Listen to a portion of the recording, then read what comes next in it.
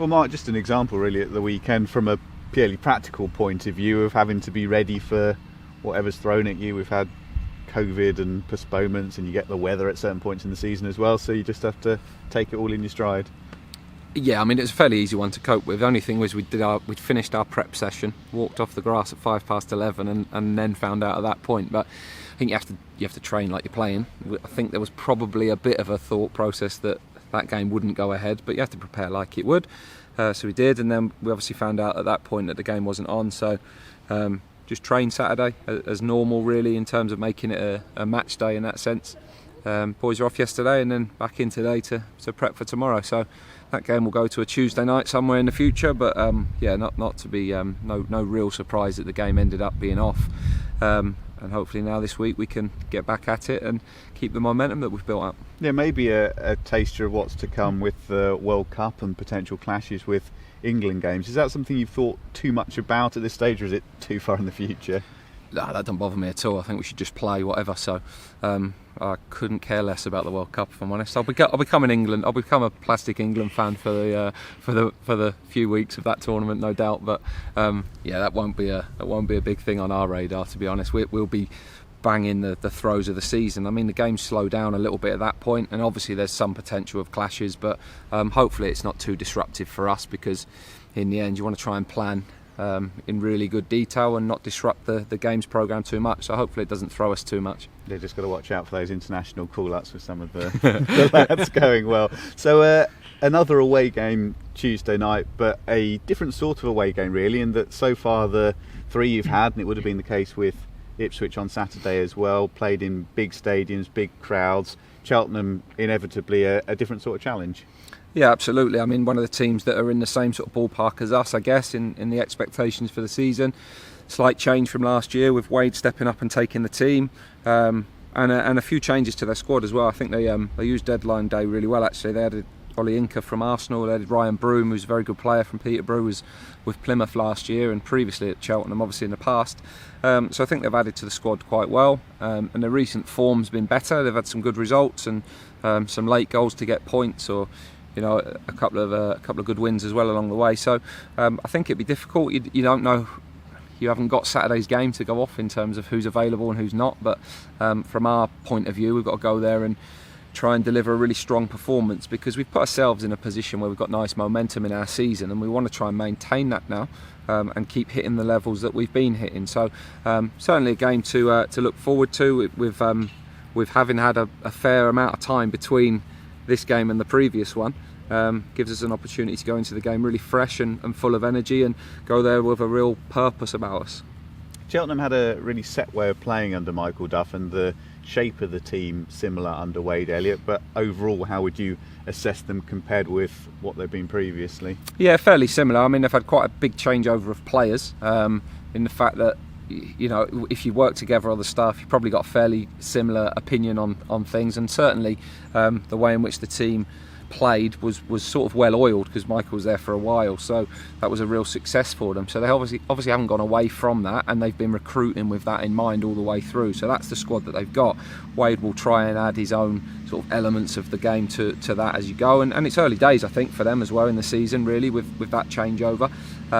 But with a slight change in squad, I'm sure we'll see that difference throughout the season. We'll probably see some differences tomorrow night, but we go there expecting a tough game and expecting a real similar challenge to what Cheltenham teams have posed us in the last few years.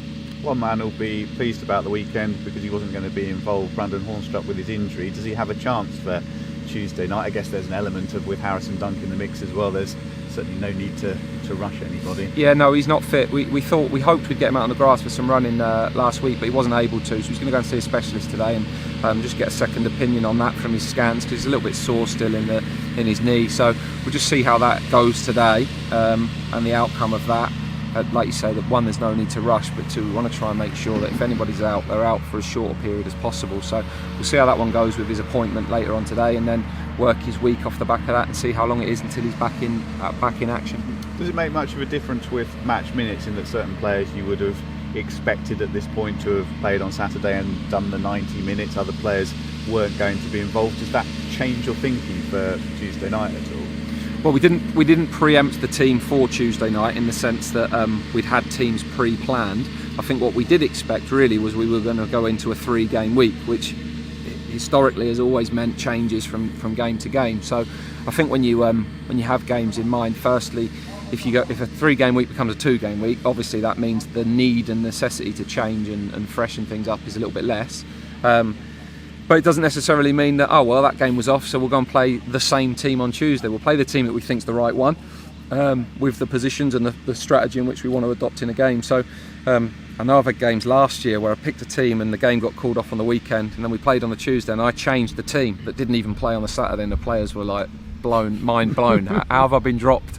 You haven't been dropped. I'm picking the team I think's the right one. So hopefully it just shows that they understand that every game is taken on its own merits. But we've got other than Brandon, we've got a decent amount of players to pick from. 1 or 2 to just check on this morning, but hopefully we've got a full deck to pick from going into tomorrow. Yeah, and as time ticks on, particularly at the front end of the team with the likes of Okunibir, I guess Sekou Jana as well, getting further and further up to speed with each game, each week that goes by, the dilemma's there, and I guess it's a bit of a cliche, but the competition for places gets better and better. Definitely the competition. I mean, the dilemma is in a minute. The reality is the time that you really judge those players is when they play in games, and how effective they are in games. So if they're not playing in the games, then it's difficult for them to break into the team if the team's doing well and winning and performing. And even James Brophy fell out the team last week after he had an illness for 3 or 4 days, and that was a bit of a horrible timing for him because he played so well at Charlton. It was probably his best game of the season, and then Shiloh came in for the next game and played on that side and did exceptionally well, so he stayed in the team. So